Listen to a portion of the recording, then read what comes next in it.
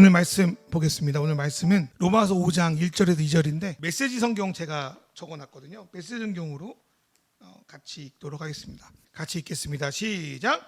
하나님께서 우리를 위해 늘 하고자 하셨던 일, 곧 그분 앞에 우리를 바로 세우시고 그분께 합당한 사람으로 만들어 주시는 일에 우리는 믿음으로 뛰어들었습니다. 그러므로 지금 우리는 우리 주인이신 예수로 말미암아 하나님 앞에서 이를 누리고 있습니다. 그뿐 아닙니다. 하나님을 향해 우리 문을 활짝 열어젖히는 순간 우리는 그분께서 이미 우리를 향해 문을 활짝 열어놓고 계셨음을 발견합니다. 우리가 늘 있고자 원했던 그곳에 마침내 우리가 서 있음을 알게 됩니다. 우리는 하나님의 은혜의 영광의 그 넓고 탁 트인 공간에서 고개를 들고 서서 소리 높여 찬양하는 우리 자신을 발견하게 됩니다. 아멘. 오늘 이곳이 하나님 앞에 탁 트인 공간이 되었으면 좋겠습니다. 우리는 이제 어릴 때 교회를 다니던 이제 주변에 듣던 우리가 오랜 신앙생활을 하던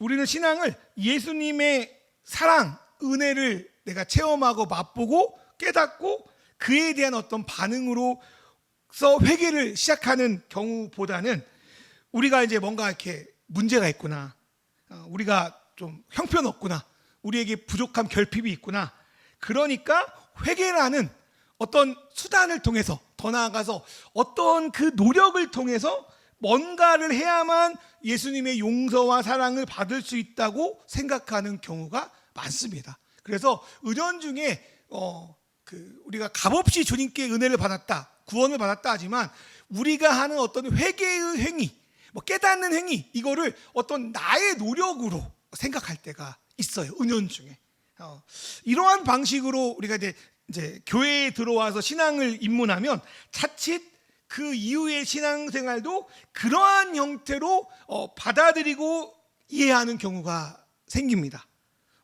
예수를 믿고 내가 하나님의 사랑을 받기 위해서, 그분이 나에게 주신 어떤 특별한 복을 얻기 위해서 계속 내가 뭔가를 해야 한다는 강박관념, 불안이 생기게 되는 거죠. 그러나 하나님께서 우리의 조건이나 능력이 아니라 정말로 그냥 무조건 우리를 사랑하시고 이미 받아들였다라는 것을 정말 믿게 되면 우리는 구원이라고 할 수 있죠. 그 모든 것이, 구원은 죽거나 천국 가는 것뿐 아니라 나의 모든 삶을 하나님과 동행하고 그분의 통치 아래 있는 것을 의미하거든요. 근데 그 구원을 얻기 위해서 내가 뭔가를 굳이 해야 될 필요가 없다는 것을 발견하게 됩니다. 하나님과 관계를 맺음으로 받게 되는 온갖 복을 얻는데 내가 굳이 막 아양을 피거나 땡깡을 피워가지고 그분께 뭔가를 얻어낼 필요가 없다는 것을 보게 되는 거죠. 그렇게 되면 그 다음에 우리는 무엇에 집중하고 무엇을 위해 살아가야 되냐? 어떤 하나님의 사랑을 받기 위한 그런 삶을 살아가는 게 아니라 이미 사랑하신 하나님이 우리를 위해서 했던 그 일에 대해서 기뻐하면 됩니다. 그 기쁨을 표현하는 방식은 다양하지만 그것이 바로 신앙생활입니다. 그때 복음은 우리에게 위협이나 불안이나 걱정이나 하나님의 어떤 레벨에 눈높이에 합격하지 못할까 봐 하는 걱정이 아니라 하나님이 거저주시는 은혜에 대한 반응으로 다가오게 됩니다. 하지만 많은 경우에 저도 그랬지만 우리는 하나님의 은혜를 우리의 어떤 수고와 노력으로 성취하라는 메시지를 듣습니다. 예를 들어서 야, 내 예수 믿었으니까 너 죽고 나서 지옥을 안 갈 건데 뭔가 하나님의 특별한 어떤 복, 어떤 특별한 뭔가 메시지를, 면류관을 받으려면 뭔가 더 노력해야 된다. 이 땅에서 취직을 하거나 뭔가 잘 되려면 더 뭔가를 해야 된다라는 이야기들을 듣게 됩니다. 그때 열심히 하는데, 물론 하나님의 은혜로 열심히 하는 경우도 있지만 내가 열심히 안 해가지고 하나님께 좀 미움받아가지고 하나님이 나에게 주시고자 하는 은혜를 받지 못하면 어떻게 하지라는 불안감이 우리 안에 도사리는 경우가 있습니다. 저번 주에 말씀한 우리가 세례 요한의 설교 방식에 겁먹는 이유도 비슷합니다. 나는 부족하고 나는 잘못됐고 뭔가를 좀 우리를 좀 깔아내리는 그런 설교 방식은 내가 하나님의 자격 미달 아닌가? 얼만큼 내가 해야 자격이 올라가지라고 끊임없이 내가 하나님 앞에서 또 주변 사람들에게 내가 신앙 좋은 사람, 괜찮은 사람, 하나님의 축복을 남들보다 특별히 많은 사람으로 증명하려고 애쓰게 됩니다. 이 불안감이 내 어떤 신앙의 기준에 있다면 우리는 끊임없이 어떠한 보여지는 행동을 통해서 내가 하나님의 기준에 미치지 못한다는 그 소리를 잠재우려고 합니다. 내 스스로 말하는 소리도 있고 주변에서 이야기하는 소리도 있고 그 소리를 계속 잠재워서 내가 괜찮은 사람처럼 보이고 싶어 합니다. 그러나 이러한 방식으로는 내 안에 있는 그 불안함을 결코 잠재울 수 없습니다. 그래서 우리가 복음이 정말 어쩌면은 정말 귀한 건데 값없이 하나님께 주신 선물이라는 소리를 수없이 들어도 다시 아까 말했던 그런 사고방식으로 돌아가게 되는데 그 이유는 어쩌면 우리가 살아가는 현실이 그와 비슷하기 때문이라는 생각이 듭니다. 우리나라 다른 나라도 그렇겠지만 경쟁이 유독 심하잖아요. 한국 사람처럼 불안한 사람이 없대요. 조금 뭐 해야 되고 좀 도태돼야 하니까 뭘 해야 되고 요즘에 챗 GPT 그거 안 하면 안 될 것 같고 뭔가 계속 우리에게 불안을 주는 거야. 조금 뭐 하나 뒤처지게 만들고 뭔가를 안 하면 좀 나고 될 것 같고 그런 불안감이 우리를 계속 노력하게 만들고 뭘 찾게 만들고 어떻든 우리나라는 특히 유행이 민감하잖아요. 뭔가 또 뜬다 하면은 막 그거 안 하면은 안 될 정도로 무조건 거길 가서 뭔가를 받아야만 어디 그 유명한 커피점에서 커피 한 잔을 먹어야만 내가 그래도 좀 괜찮은 사람처럼 여겨지는 그런 우리 주변의 삶이 그러니까 어쩌면 신앙생활이나 하나님에 대한 복을 받아들이는 것도 그렇게 받아들이지 않는가 생각을 합니다. 그래서 우리는 옛날에도 우리 어른들도 그랬고 지금도 그렇고 뭔가를 쉽게 성취할 수 있는 방법 빛에게 귀가 솔깃합니다. 그래도 유튜브 그 광고 가끔씩 나올 때 거짓말이 안 될 것 같으면서도 그 최근에 일본에서 나온 무슨 다이어트제가 있다는데 계속 듣다 보니까 이거 사면 되나? 이런 내가 운동을 열심히 안 하고 이거 한 2주만 먹어도 되나? 이런 거에 솔깃솔깃해서 한번 사볼까? 이런 생각이 드는 거예요. 녹색 알아요? 소노비노가 뭔가 광고 많이 나던데 모르겠습니다. 어쨌든 그런 게 넘어갑니다. 근데 그게 우리 일상도 그렇지만 종교, 신앙도 그럴 때가 많은 것 같아요. 우리는 하나님과의 관계도 이렇게 뭔가 비법으로 뭔가 쉽게 성취하려는 위협에 늘 노출되어 있습니다. 신앙인에도 지름길이 있다 이러면서 막 어떤 특별한 훈련, 어떤 특별한 공부, 어떤 특별한 단체, 어떤 특별한 기도법, 어떤 특별한 무슨 기도원 이런 데 가면 내가 이제까지 겪고 있는 그런 것과 새로운 어떤 방법이 있을 거라 기대를 하며 쫓아가게 됩니다. 그러다가 이제 이상한 데로 넘어가기도 하고 그렇습니다. 또 일부 간증이나 어떤 설교들은 우리의 어떤 노력이 나의 영적인 어떤 것들을 성취할 수 있는 특별한 길이 된다고 우리를 막 독려합니다. 그래서 저 사람처럼 내가 안 된다는 거에서 불안하고 어쩌면 나도 저렇게 하면 저 사람처럼 될 수 있지 않을까? 저분의 간증처럼 내가 뭔가 이렇게 될 수 있지 않을까라는 기대감에 이제 그렇게 나아가게 됩니다. 그런데 정말 그렇게 불안해서 출발해서 어떤 특별한 복을 얻기 위해서 어떤 열심히 하고 노력하는 그런 것들이 우리를 정말 행복하게 만드냐? 영적으로 풍요하게 만드냐? 물론 우리의 일상의 삶에 어떤 열심히 하고 공부를 위해서 어떤 일을 위해서 어떻게 하는 것은 일부 성취할 수 있습니다. 일부 노력으로 얻을 수 있습니다. 그러나 본질적으로 기독교의 신앙은 그런 것을 말하지 않습니다. 예수님 말씀은 우리가 이미 하나님과의 관계를 통해서 받은 것을 또다시 뭔가의 노력으로 얻어낼 필요가 없다고 말합니다. 이것은 이런 것 같아요. 선물을 받았는데 선물을 풀어야 그 안에 있는 내용물을 볼 거 아니에요. 선물을 받았는데 선물을 풀지도 않고 계속 다른 선물 달라고 조르는 어린아이의 모습이 어쩌면은 일부 크리스찬의 모습이 아닐까 생각합니다. 저번에도 말했지만 우리는 굳이 우리 아버지나 우리 어머니에게 나를 자녀로 인정해달라고, 나를 사랑하는 자녀로 인정해달라고 막 노력할 필요가 없습니다. 그거는 우리의 노력과 관계없이 그냥 우리에게 주어진 선물입니다. 부모가 자녀가 있다는 거는 자녀는 그냥 부모에게 사랑받을 권리가 있는 겁니다. 물론 그렇지 못한 부모들이 있어서 문제긴 하지만 그렇습니다. 이거를 정말로 알게 되는 것이 기독교 회개, 기독교 회심, 그 복음의 출발점입니다. 그러면 그 사랑을 그냥 좀 믿어지지 않고 어색하지만 받아들이는, 사랑받은 우리가 할 수 있는 건 무엇인가? 첫 번째로 사랑을 받으면 내가 죄인인 걸 깨닫습니다. 이상하죠? 사랑을 받았는데 내가 죄인인 걸 깨닫는다는 말이 이상한데 그게 맞습니다. 이제까지 하나님께 사랑을 받기 위해 뭔가를 얻어내기 위해 했던 사람들은 하나님이 내가 그러한 일을 한다고 나를 더 사랑하고 그러한 일을 좀 쉰다고 덜 사랑하지 않는다는 걸 알게 되면 일순간 무기력증에 빠지게 된다고 합니다. 왜냐하면 내가 열심히 노력했는데 안 주니까 무기력하고, 내가 열심히 해가지고 뭔가를 얻었는데 받았으니까 이제 더 이상 목표가 없으니까 무기력해지는 거죠.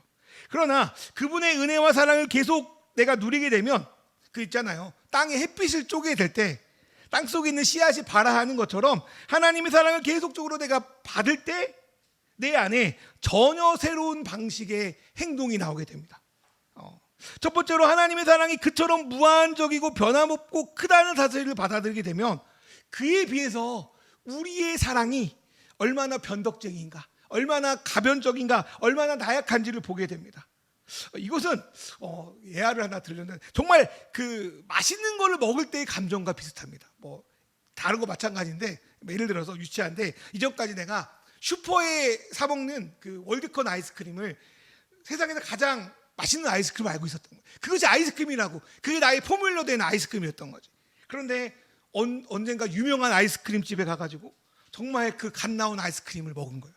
좋은 재료, 신선한 원유, 몰라 황금 비율로 만든 정말 맛있는 아이스크림을, 쫀득쫀득한 그 아이스크림을 내가 생애 처음 먹었어요. 그때 우리는 어떤 기분일까요?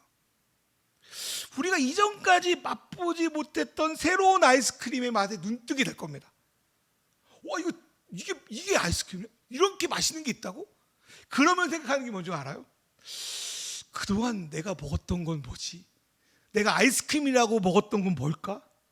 일종의 현타가 옵니다.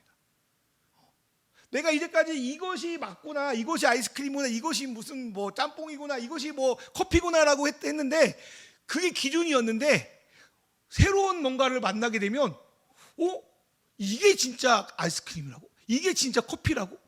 그동안 내가 먹었던 믹스커피는 뭐지? 그동안 먹었던 슈퍼마켓에서 사 먹었던 그 슈크루바는 뭐지? 뭐 이렇게 생각한다는 거예요. 근데 신앙에서도 하나님의 사랑을 받아들이면 이런 현타가 오는 게 맞습니다. 현타가 오는 게 내가 죄인인 걸 고백하는 거예요. 하나님의 은혜는 어쩌면 우리 안에 죄와 거짓과 부족함을 보게 만듭니다. 이런 거 있잖아요. 짝퉁을 메고 있었어요. 그냥 이렇게 뭐 이스트팩이라고 있는데 웨스트팩이라고, 여러분 알아요? 저 웨스트팩 메고 다녀가지고 웨스트팩 실어가지고 그 웨스트팩 가방 아니죠? 거기다가 그 당시에 또 동그란 배지 유행했어요. 저 학창 시절에 앞에는 끄떡끄떡 됐어요. 그래서 거기 웨스트에다가 꼭 그 동그란 그 뭐죠? 그거 붙이고 다녔거든요. 짝퉁을 메고 다니다가 괜찮았어. 근데 진짜 그 진퉁을 딱 메고 오는 사람들 보면 되게 부끄러워지지 않습니까? 네. 짝퉁을 입고 괜찮았는데 갑자기 진퉁이 오면은 내가 짝퉁을 입고 있다는 게 부끄럽고 좀 그래요. 마찬가지로 하나님의 진짜 사랑이 오면 내가 짜여놓은 인생과 그 사랑의 행위가 얼마나 얼기설기하고 구멍이 빵빵 뚫렸는지 알게 됩니다. 그래서 제가 좋아하는 그런 어려운 유명한 신학자 칼 바르트는 이런 말을 했어요. 세상에 오로지 그리스도인들만이 자기가 진짜 죄인임을 깨닫는 사람들이다. 그런 의미에서 바라봐. 그 사랑을 받은 사람만이 내 사랑이 부족하구나를 알게 된다는 거예요. 진짜 사랑을 받아본 사람만이 내가 그 사랑을 얼마나 헛되이 여기고 배신하고 살았는지를 알 수 있습니다. 하나님의 용납을 정말 경험한 사람만이 내가 하나님께 좀 잘났다고 내세웠던 것들이 얼마나 그분 앞에 아무것도 아닌 거를 알게 됩니다. 베드로가 그러잖아요. 저번 주 설교했지만 베드로 사도가 그 깊은 굴에 가서 그물을 던져라는 예수님 말씀을 듣고 그물을 던졌을 때 뭐가 잡힙니까? 엄청난 물고기 잡히죠. 물고기가 잡히면서 그 물고기를 잡힌 것 통해서 예수 그리스도가 얼마나 풍성한지를 알게 되는 거예요. 그러니까 뭐라고 고백합니까? 나는 죄인입니다. 고백하는. 그 놀라운 하나님의 은혜를 경험하고 나서 나는 죄인이구나. 그 놀라운 은혜 앞에 고백하는 게 이와 같습니다. 두 번째로 하나님의 사랑이 진정 크시고 다함이었고 정말 파격적이구나 라는 것을 알게 되면 우리는 정말 회개할 수 있습니다. 그 앞에 아이스크림 이야기 유치하겠지만 한 번 더 그 이야기를 돌아가 보면 이제 이 사람은 그동안 슈퍼에서만 그 아이스크림을 사 먹었어요. 근데 정말 아이스크림 잘하는 집에 새로운 그 아이스크림에 눈을 떴습니다. 근데 그 아이스크림이 비싼 게 아니야. 뭐 성경적 표현으로 말하면 무료야. 그 아이스크림이 무료야. 그러면 이 사람은 이제 어떤 행동을 할까요? 이제까지 슈퍼에 있는 아이스크림을 먹고 살았는데 새로 생긴 가게의 아이스크림이 너무 맛있는 거야. 심지어 너무 극단적인 이야기지만 무료야. 그럼 어떻게 합니까? 이 사람은요 갈아탑니다. 슈퍼에 있는 아이스크림 이제 나 아이스크림하고 취급하지 않을 거야. 스크립 안 먹을 거야 하고 새로운 아이스크림을 집에 가서 그 아이스크림을 먹고 누리게 될 겁니다. 그게 바로 회개라는 거죠. 만약 아이스크림 맛집을 먹어봤는데 내가 계속 그 슈퍼의 아이스크림을 먹고 있다면 그 슈퍼의 주인집 아들내미든지 아니면 제대로 그 맛을 모르든지 아니면 슈퍼에 파는 그 아이스크림 입맛이 길들여져서 그 유기농 아이스크림의 참맛을 모르기 때문일 것입니다. 그러면 돌아오지 않습니다. 우리가 교회를 다니면서 하나님의 사랑을 제대로 맛보지 않으면 이와 비슷한 일이 일어납니다. 그 슈퍼집 주인들인지 그래서 그 목사님 자녀들이 어쩔 수 없이 교회 다니잖아요. 그래서 주인들인지 아니면 그걸 맛봤지만 이게 진짜 어떤 맛인지를 모르든지 그렇게 살면 자신의 진짜 어떤 문제를 인식하지 못하고 늘 사소한 문제에 사로잡혀 살게 될 겁니다. 그래서 마태복음 6장 31절에 뭐라고 말하면 예수님이 무엇을 먹을까, 무엇을 입을까, 무엇을 마실까 걱정하지 말라고 했어요. 내가 줄게. 근데 신앙생활을 한다면서 하는 행동과 하는 기도가 참 부끄러운 얘기지만 많은 크리스찬들이 늘 무엇을 먹을까, 무엇을 입을까, 무엇을 마실까 그 문제에 온 인생을 몰두하며 그것이 깨어질까 봐 근심과 불안을 가지고 살아갑니다. 예수를 안 믿으면 그럴 수 있고 일부 걱정 안 할 수 없어요. 저도 걱정되니까. 그런데 본질적으로 기독교인들이 믿는다는 예수님이 걱정하지 말라고 했다면 이거를 걱정하지 않는 방식으로 살아야 되는 거 아닙니까? 그런데 예수 하나님께 신앙생활하는 그 본질적인 이유가 무엇을 먹을까, 무엇을 입을까, 무엇을 마실까로 계속적으로 붙들고 있다면 어쩌면 그 유기농 아이스크림 있는데도 계속 슈퍼집 아이스크림 돈 없다고 그거 달라고 하는 어린아이와 같은 생각이 듭니다. 말로는 하나님이 선하고 좋다고 하지만 실제로 하나님을 안 믿으면 이미 주신 그분의 선물을 풀 생각도 하지 않고 계속 하나님께 무엇을 먹을까, 무엇을 마실까, 무엇을 입을까만 계속 간구하며 그를 위해 노력하며 살아가게 될 겁니다. 또 하나님은 하나님이 우리를 정말 소중히 여긴다고 말하지만 실제 그를 믿지 못하면 신앙생활하면서도 늘 나를 스스로를 비하하며 무가치하게 여기게 될 겁니다. 그런데 그 진정한 얘기는 불안이 아니라 신뢰를 가져다 줍니다. 무엇을 먹을까 마실까 입을까 그래 하는 주시겠지. 신뢰를 가져다 줘요. 무서움이 아니라 안정감을 가져다 줍니다. 뒷배를 가져다 주는 안정감. 그리고 우리가 감히 내가 잘못했습니다라고 고백할 수 있는 것은 겁을 먹고 불안해서 고백하는 게 아닙니다. 너 죄인이라고 말하면 너 혼난다 이런 의미가 아닙니다. 그 옛날에 뉴스 옛날 드라마 보면 경찰서 가가지고 막 고문당하고 막 취조당하고 야 너 잘못했다고 불어 그게 회개가 아니라는 거예요. 근데 우리는 언뜻 그렇게 생각한다는 거예요. 우리가 하나님 앞에 죄인이라고 고백하는 이유는 내가 어떤 존재라도 내가 어떤 모습이라도 하나님이 우리를 그대로 사랑하고 실망하지 않을 것을 알기에 고백하는 거예요. 겁을 주거나 움츠러들게 하면 솔직히 말하지 않고 자기를 방어하고 자기를 변명하고 어떻게든 그 상황을 넘어가려고 애씁니다. 그러나 하나님의 사랑을 맛본 그리스도인들은 하나님께 어차피 자기의 방어가 불가한 것을 깨닫고 그 하나님께 어떤 것을 꺼내놓아도 안전하다고 믿기에 내가 죄인이라고 고백하는 사람들입니다. 그래서 우리는 하나님 앞에 막 좋은 모습, 정형화된 모습만 보여줄 필요가 없습니다. 있는 모습 그대로 정직하게 솔직하게 그 앞에 나아갈 수 있습니다. 그게 바로 회개입니다. 세 번째로 사랑을 받은 자만이 사랑을 표현할 수 있습니다. 그 사랑을 받은 자가 사랑을 줄 수 있다는 말도 있잖아요. 이것은 신앙에서도 마찬가지라는 생각이 들어요. 사랑을 받고 용납을 받아본 사람만이 어떠한 형태든지 하나님 혹은 다른 사람을 사랑할 수 있습니다. 그 표현은 대단해 보이는 것이기도 하지만 어떨 때는 되게 소박하고 평범할 때가 있습니다. 그러나 하나님은 우리의 그 어떤 표현이라도 귀하게 받아주십니다. 성경에서 그러한 사랑을 표현한 사람들에 대한 이야기를 몇 개 이야기를 하고 말씀을 마치려고 하는데요. 첫 번째로 요한복음 4장에 사마리아 여인이 있습니다. 이 여자는 그 유대인들이 되게 차별했던 유대인들 북부에 있는 사마리아 사람이었습니다. 그리고 사마리아인 안에서도 이 여자가 5번 결혼하고 지금 데리고 동거하는 사람도 결혼 안 했지만 또 다른 사람을 이렇게 6번 남자를 이렇게 만난 사람이에요. 왜 그랬는지 성경에 나오지 않습니다. 뭐 전쟁 때문에 남편이 다 죽어서 그랬는지 아니면 이 여자가 좀 그런 여자였는지 알 수는 없습니다. 그러니까 그 여자가 어쨌든 그 사마리아 사이 안에서도 손가락질을 받았다는 그런 추측을 하게 됩니다. 그리고 그래서 그 당시 정서로 유대인인 예수가 사마리아 지방에 다른 유대인들은 사마리아 지역도 안 갔어요. 더럽다고. 무슨 우리나라 구선시대 백정마을처럼 사마리아 그 지역을 가지 않았어요. 근데 유대인인 예수가, 랍비인 예수가, 메시아 후보 1순위 예수가 거기를 간다는 거는 솔직히 말이 잘 안 됐습니다.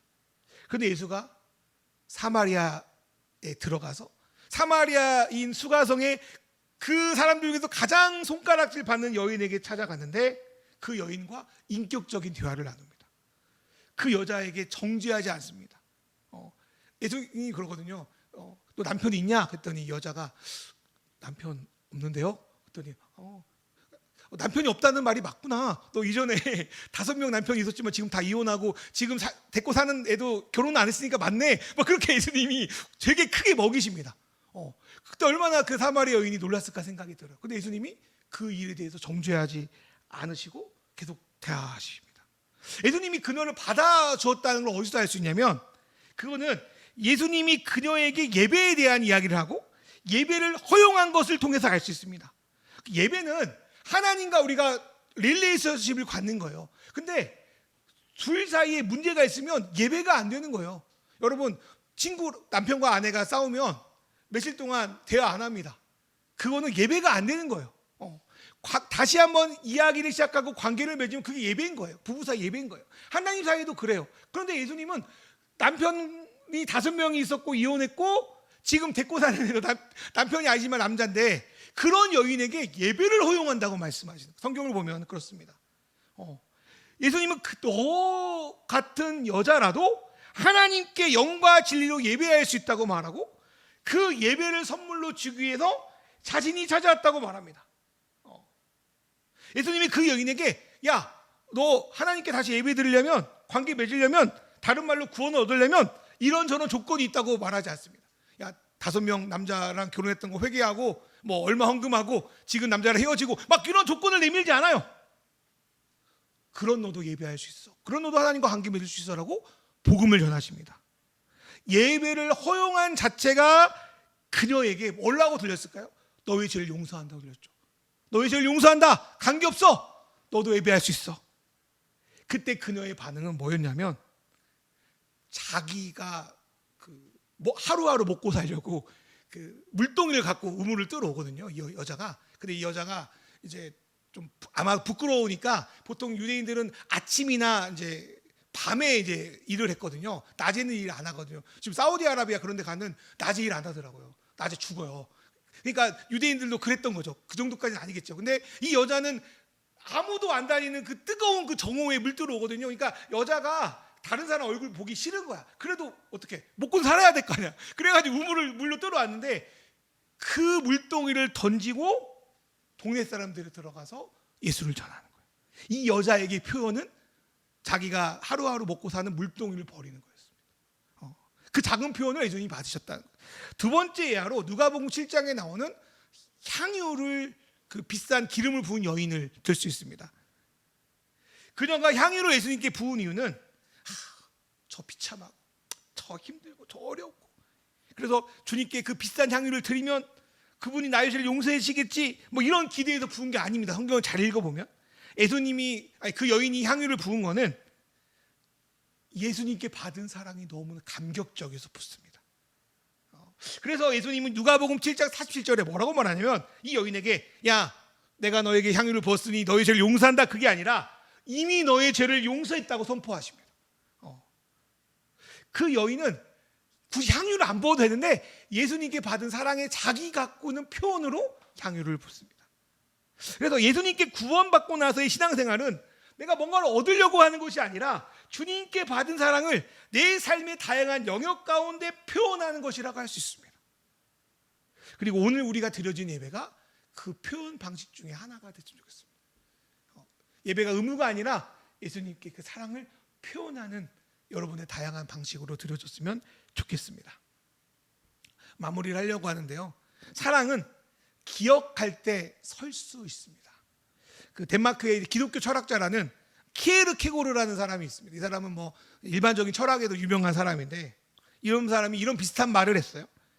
인간의 공통적인 문제가 뭐냐면 우리가 얼마나 사랑받는지를 잃어버리는 것이라고 말했습니다.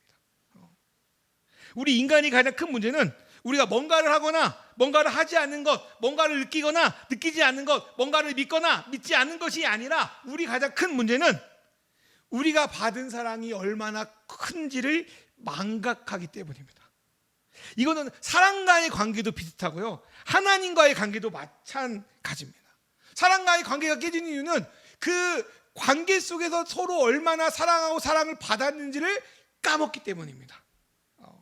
하나님과 관계도 마찬가지예요. 하나님과 관계가 깨어진 것도 하나님께 내가 얼마나 사랑받았는지를 까먹기 때문입니다. 진정한 그리스도인들은 내가 얼마나 사랑받고 있다는 것을 아는 사람들입니다. 잃어버리지 않는 사람들입니다. 그것들을 계속 깨닫고 내 삶에서 인식할 때 그때 우리는 하나님 앞에 바로 설 수 있습니다. 그 탕자의 비유라는 누가복음 유명한 말씀이 있는데 탕자의 비유 탕자는 아버지를 떠나서 돼지우리에서 그 돼지들이 먹는 그 쥐엄 열매라는 것을 먹고 삽니다. 근데 그러다가 그는 아버지의 집이 얼마나 풍성했는지 아버지가 얼마나 자기에게 은혜를 베풀었는지를 그때 깨닫습니다. 그러니까 집에 있을 때는 아버지가 얼마나 자기를 사랑하는지 몰랐던 거야. 근데 돼지 쥐엄면을 먹을 때 그래 그때 아버지가 정말 사랑이 많았지. 그때 아들뿐 아니라 동들에게도 잘해주셨지. 그 사랑을 깨달으니까요. 이 사람이 자신의 환경과 상황에도 불구하고 은혜로 딱 서가지고 아버지 집에 돌아갈 용기를 얻습니다. 그게 누가복음 15장 20절 말씀입니다. 바울도 비슷하더라고요. 바울이요 하나님을 만나고 회심하기 이전에 바울은 상당히 스스로를 잘난 사람으로 여겼습니다. 괜찮은 사람, 행복한 사람으로 자기는 율법적으로 자기가 완벽한 삶을 살았다고 스스로 생각했습니다. 그러다가 그는요 다마스쿠스라는 그 곳을 올라가는데 거기서 예수님을 이제 만나게 됩니다. 환상으로 만나게 됩니다. 그때 그는 내가 태어나기 전부터 자기를 향해 계획했던 하나님의 은혜가 뭔지를 보게 됩니다. 그때야 비로소. 그리고 예수님이 바울에게 그런 말 하거든요. 바울이 나타나신 그분을 보고 주님 하나님인 건 알겠지만 누굽니까 물어봅니다. 주님 누굽니까? 그랬더니 예수님이 뭐라고 바울에게 말하냐면 나는 네가 핍박하는 예수다라고 고백하거든요. 근데 여기서 이제 알 수 있는 거는 예수님은 예수님과 예수님 믿는 성도들을 핍박했던 바울을 그럼에도 불구하고 사랑하고 있구나를 바울은 그곳에서 발견하게 되는 거예요. 내가 이제까지 행복한 사람인 줄 알았는데 오히려 하나님 핍박했던 사람이구나. 근데 그런 나를 하나님이 사랑하는구나. 그 사랑이 바울을 다시 일어나게 만듭니다. 그럴 때 하나님 바울에게 일어나라고 말합니다. 바울이 설 수 있었던 것은 자신을 향한 수많은 오해와 모략에도 불구하고 나는 하나님의 사랑받는 사도로서 살아가는 사람이라고 담대하게 고백할 수 있었던 것은 내 안에 하나님의 사랑이 그 은혜가 있다는 것을 믿고 깨달았기 때문입니다. 그 은혜가 있기에 수많은 사람들의 오해와 모략도 나를 정죄할 수 없다는 것을 믿었기 때문에 그는 설 수 있었습니다. 우리 그리스도인이 설 수 있는 기반은 오로지 하나님의 은혜입니다. 그 은혜가 우리의 자존감을 회복하고 그 은혜가 우리의 정체성을 발견하게 만들고 그 은혜가 그럼에도 불구하고 우리가 서서 한 걸음을 내딛게 만듭니다. 성경에도 죄라는 건요, 막 내가 뭐 잘못했고 뭐 그게 아니라 내가 스스로 설 수 없는 사람이라는 것을 인정하는 것이고 그럼에도 불구하고 하나님이 우리를 은혜로 서게 한다는 것을 받아들이는 것입니다. 그래서 우리는 감격적인 죄인이 될 수 있습니다. 막 우리를 스스로 자책하는 죄인이 아니라 감격적인 은혜를 맛본 죄인이 될 수 있습니다. 그렇게 자기가 죄인인 것을 아는 자들이 은혜로 서서 은혜로 살아갈 수 있습니다. 그 은혜가 우리의 인생의 연료가 되었으면 좋겠습니다. 그 은혜가 우리가 맺고 있는 그 관계를 계속 유지할 수 있는 원천이 되었으면 좋겠습니다. 또 이전에도 사랑하셨고 지금도 사랑하시고 이후에도 여전히 사랑하시는 그 하나님을 기억하며 그분의 사랑 앞에, 그분의 선물 앞에 오늘도 예하고 받아들이며 매일 한 걸음 한 걸음 내딛으며 서서 살아가는 저와 여러분 되기를 주님의 이름으로 축원합니다.